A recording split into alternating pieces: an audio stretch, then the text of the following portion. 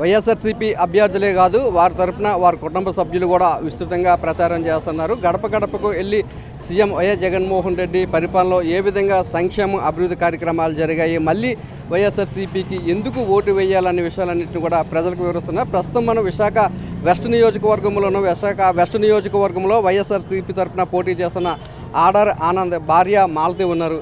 Madam చెప్పండి, మీ ప్రచారం ఏ విధంగా జరుగుతుంది? మీరు గడప గడపకు వెళ్తున్నప్పుడు ప్రజల నుండి ఎటువంటి స్పందన లభిస్తుంది? ప్రజల నుంచి చాలా మంచి స్పందన వస్తుందండి. మన జగనన్న గారు చేసే పథకాల గురించి కానీ ఆయన ఇచ్చే బెనిఫిట్స్ కానీ చాలా బాగా చెప్తున్నారు. మా విద్యాదేవన కానీ అమ్మఒడి కానీ తర్వాత ఆరోగ్యం గురించి దీని గురించి కానీ ప్రతిదాని గురించి ఆయన ఇచ్చే పథకాలు అన్నిటి గురించి కూడా చాలా గొప్పగా చెప్తున్నారు. మరి జగన్ గారికి ఓటేస్తాం, జగన్ గారిని గెలిపించుకునే బాధ్యత మాది. అక్కడ సీఎంగా ఇక్కడేమో ఆనంద్ గారిని కూడా గెలిపించుకునే బాధ్యత మాది అని అందరూ కూడా చాలా దీనిగా చెప్తున్నారండి. మేడం ముఖ్యంగా మహిళలకు సంబంధించి అనేక సంక్షేమ పథకాలను ప్రవేశపెట్టారు. మళ్ళీ ఈసారి మేనిఫెస్టోలు చూసుకున్నట్లయితే అమ్మఒడి లాంటి పథకాలకు 2,000 రూపాయలు పెంచడం కూడా జరిగింది. దానివల్ల మహిళలకు ముఖ్యంగా ఎలాంటి లబ్ధి చేకూరుతుందని మీరు అనుకుంటున్నారు?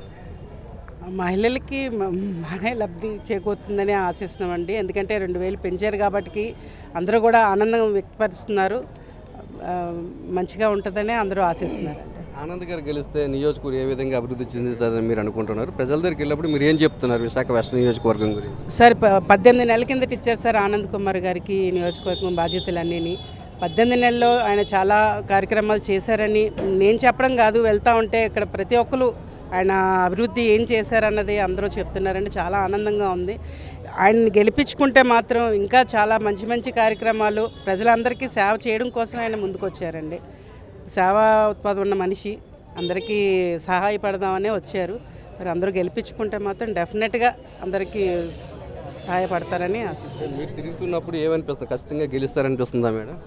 చాలా బాగానండి. అందరూ కూడా మేము చెప్పడానికి వెళ్తే ఎందుకమ్మా వచ్చారు, మేము ఆనంద్ గారికే వేస్తాం ఓటు అని చెప్పేసి అని అందరూ కూడా చాలా బాగా రిసీవ్ చేసుకుంటున్నారు. ప్రతి ఇంటి దగ్గర హారతులతోటి పూల వర్షం కూడా కురిపించేస్తున్నారండి. చాలా అభిమానం చూపిస్తున్నారు. సో డెఫినెట్గా గెలుస్తామనే ఆశ అయితే మాత్రం ఉంది సార్. అంటే మీలాంటి ఇప్పుడు కూడా ప్రచారం చేయలేదు రోడ్డు మీద? నేను ఎప్పుడు మాట్లాడి కూడా తక్కువేనండి. సో మరి రాక తప్పలేదు. అంటే అందరినీ కలవాలనే ఉద్దేశంతో ఆనంద్ గారి వైఫ్ అంటే తెలియాలి కదా, నలుగురిని నేను పరిచయం చేసుకున్నట్టు ఉంటుందని చెప్పేసి అని వచ్చానండి. అంటే మీకు రాజకీయాలు తెలియకపోయినా అంటే ప్రచారం చేయకపోయినా ఒక అవగాహన అయితే ఉంది. గతంలో చంద్రబాబు నాయుడు పరిపాలన ఏ విధంగా ఉంది, జగన్మోహన్ రెడ్డి పరిపాలన ఏ విధంగా ఉందంటే ఏం చెప్తారు మీరు? చాలా వ్యత్యాసం ఉంది సార్. ఇప్పుడు జగన్ గారు ఇచ్చే పథకాలు చిన్నపిల్లల దగ్గర నుంచి ముసలోళ్ళ వరకు ఆయన గురించి చాలా గొప్పగా చెప్తున్నారండి. మరి ముందు ప్రభుత్వం గురించి అంటే నేనేం చెప్పలేను. తర్వాత నేను మొన్న చెన్నై వెళ్ళినప్పుడు అండి మా పిల్లల గురించి చెన్నై వెళ్ళానండి. అక్కడ మన జగన్మోహన్ రెడ్డి గారి గురించి చాలా చాలా గొప్పగా చెప్తూ మీకు మంచి దేవుళ్ళ లాంటి నాయకుడు ఉన్నారండి సీఎం గారు, మాకు అలాంటి వ్యక్తి లేరు, మేము ఇక్కడ చాలా అంటే మంచి మంచి పథకాలు ఇచ్చి అందరినీ ఆదుకుంటున్నారు, మంచి ఇల్లులు ఇస్తున్నారు, పిల్లలకి భవిష్యత్తు చూపిస్తున్నారు, స్కూల్స్ బాగుపడ్డాయి, మీ హాస్పిటల్స్ కూడా అలాగే మంచి మంచి అభివృద్ధి చేస్తున్నారు, మాకు అలాంటి సీఎం ఉంటే బాగుంటుందని అని వాళ్ళు చెప్పినప్పుడు చాలా ఆనందం అనిపించిందండి. మన రాష్ట్రంలో ఎలాగో చెప్పుకుంటారు, కానీ పక్క రాష్ట్రంలో కూడా మన సీఎం గారి గురించి గొప్పగా చెప్పడం అన్నది చాలా ఆనందం అనిపించింది. ఇటువంటి సంక్షేమ కార్యక్రమాలు అమలు చేసిన ముఖ్యమంత్రిని ఎప్పుడైనా గతంలో చూసారా? నేను ఎప్పుడూ చూడలేదు సార్, ఎప్పుడూ చూడలేదు. ఇలాంటి ముఖ్యమంత్రిని మాత్రం చూడలేదు, వినలేదు. మన అదృష్టం సార్. సీఎం గారికి రిజల్ట్ ఏ విధంగా ఉంటుంది అనుకుంటున్నారు? ఆయన 175కి 175 స్థానాలు గెలుస్తామని ఖచ్చితంగా చెప్తున్నారు. అటువంటి పరిస్థితి కనపడుతుందంటారు మీరు? డెఫినెట్గా కనిపిస్తుందండి. అందరూ కూడా చాలా బాగా ఆదరిస్తున్నారు సార్. ఆయన వచ్చినప్పుడు వచ్చిన జనాలు చూస్తేనే, వాళ్ళ అభిమానం చూస్తే తెలుస్తుంది సార్. చాలా బాగా రిసీవ్ చేసుకుంటున్నారు. డెఫినెట్గా వస్తుందండి. బస్సు యాత్ర కూడా ఈ మధ్యకాలంలో జరిగింది. దానికి వచ్చిన స్పందన చూస్తే ఏమనిపించింది? మీ విశాఖ వెస్ట్ నియోజకవర్గం మీద ఎలాగైనా బస్సు యాత్ర కూడా కొనసాగింది.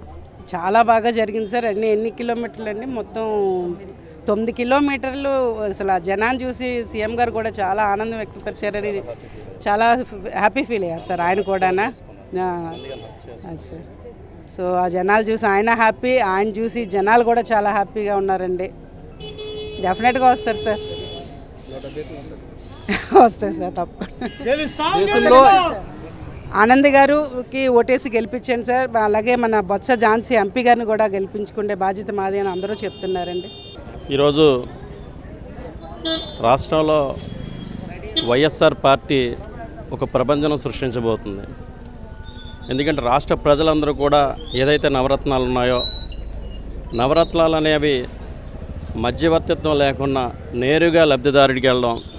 ఈరోజు నాడు నేడు స్కూళ్ళ ద్వారా కానీ, లేదంటే అమ్మఒడి కానీ, వసతి దీవెన కానీ, మరి అదేవిధంగా ఆరోగ్యశ్రీ నుంచి కానీ అన్ని రకాలుగా పేదవాడి కానీ మధ్యతరగతి వాళ్ళ కుటుంబాలు ఎవరైతే ఉన్నారో వారెవరు కూడా ఎక్కడ చేయి జాపుకున్నా ప్రభుత్వమే పూర్తిగా వాళ్ళకి అన్ని సౌకర్యాలు కూడా డైరెక్ట్గా పెట్టడం జగన్ గారికి ఒక మంచి పాజిటివ్ ఎనర్జీ అది. దానివల్ల ఈ రోజున రాష్ట్రం మొత్తం మీద వీళ్ళు 3 పార్టీలు జత కట్టినప్పుడు కూడా సింగిల్గా జగన్మోహన్ రెడ్డి గారు వెళ్తున్నారంటే ప్రజల ఆశీస్సులు, దేవుడి ఆశీస్సులు ఉన్నాయని మొదటి నుంచి చెప్తున్నారు.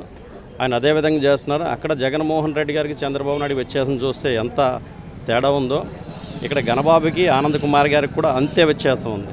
గణబాబు అనేవాడు ఏ రోజు ఎవరికి కూడా ఒక డిపార్ట్మెంట్ పరంగా కాకుండా ఒక హార్ట్ఫుల్గా ఆయన సొంతంగా ఏ సహాయ సహకారాలు చేసిన సందర్భాలు లేవు. ఆనంద్ కుమార్ గారు గవర్నమెంట్ నుంచి వచ్చే నిధులే కాకుండా ఎవరికైనా ఏదైనా ఇబ్బంది ఉంటే వారికి వారి సొంత నిధులతో కూడా చాలా కార్యక్రమాలు చేశారు. మొన్ననే ఒక మీన్స్ ఎలక్షన్ కోడ్ ముందు చెప్తున్నాను ఇవన్నీ కూడా అనేక రకాలుగా ఎవరికైనా ఆరోగ్యం బాగోకపోయినా ఆయన దగ్గరికి వెళ్ళిన వెంటనే నేనున్నాను అని చెప్పేసి ఆ కిమ్స్ హాస్పిటల్లో తీసుకెళ్ళి వాళ్ళకి ట్రీట్మెంట్ చేయడం కానీ, ఎవరైనా చదువుకొని మధ్యలో ఆర్థికంగా ఇబ్బంది పడుతున్న వారికి కానీ ఫీజులు కట్టడం కానీ, మరి లేదంటే ఇదే కాలనీలో చాలామందికి ఆయన సొంత పెన్షన్లు ఇవ్వడం కానీ, బెడ్ పేషెంట్స్కి వెళ్ళి హాస్పిటల్లో ట్రీట్మెంట్ చేయడం కానీ, ఇవన్నీ నాయకుడికి ఉన్న లక్షణాలు, మంచి లక్షణాలు. ఒక నాయకుడు అంటే ఏదో ఒక పార్టీ, రాజకీయ పార్టీల్లో జెండా పట్టుకొని తిరగటమే కాదు, జనరల్గా ఆ ప్రజలు ఎవరైతే ఓటు వేశారో ఆ ప్రజల కష్ట నష్టాలు కూడా హార్ట్ఫుల్గా తీసుకొని అవన్నీ చేయవలసిన అవసరం ఎంత నాయకులకు ఉంది. అటువంటి నాయకత్వం ఆడారి ఆనంద్ కుమార్ గారిలో ప్రజలు చూస్తున్నారు. ఖచ్చితంగా ఈ కాన్స్టిట్యున్సీలో భారీ మెజార్టీతో అయితే వైఎస్ఆర్సీపీ అభ్యర్థి ఆడారి ఆనంద్ కుమార్ గారు గెలిచే అవకాశాలు ఎక్కువ ఉన్నాయి. మరి ప్రజలు కూడా ఆశీర్వదిస్తారని మనస్ఫూర్తిగా కోరుకుంటున్నాను. తాము గడప గడపకు చేస్తున్న ప్రచారానికి ప్రజల నుండి విశేషమైన స్పందన లభిస్తుందని, దేశంలో ఏ ముఖ్యమంత్రి చేయని విధంగా ప్రతి కుటుంబానికి కూడా సంక్షేమ కార్యక్రమాలు అమలు చేస్తున్న ఘనత ఒక జగన్మోహన్ రెడ్డికి దక్కుతుంది. జగన్మోహన్ రెడ్డి అమలు చేస్తున్న సంక్షేమ పథకాలు ఇతర రాష్ట్రాల్లో కూడా ప్రస్తావిస్తున్నారని, తమకు కూడా జగన్మోహన్ రెడ్డి లాంటి ముఖ్యమంత్రి ఉంటే బాగుంటుందనే అభిప్రాయాన్ని పక్క రాష్ట్రాల ప్రజలు కూడా వ్యక్తపరుస్తున్నారని, సీఎం వైఎస్ జగన్మోహన్ రెడ్డి ఏవైతే సంక్షేమ పథకాలు అమలు చేస్తున్నారో ఆ పథకాల ద్వారా 175 స్థానాలకు 175 స్థానాలు గెలుచుకుంటారని, ఈసారి ఖచ్చితంగా విశాఖ వెస్ట్ ఎమ్మెల్యే అభ్యర్థిగా ఆనంద్ను, ఎంపీ అభ్యర్థిగా ఝాన్సీని గెలిపించుకుంటామని ఇక్కడ ఉన్న నాయకులు కూడా చెప్తున్నారు. కెమెరామెన్ శంకర్తో నాయుడు, విశాఖపట్నం నుంచి. మా నమ్మకం నువ్వే జగన్, మా నమ్మకం నువ్వే జగన్, మా నమ్మకం నువ్వే జగన్. నమ్మకం నువ్వే జగన్, నమ్మకం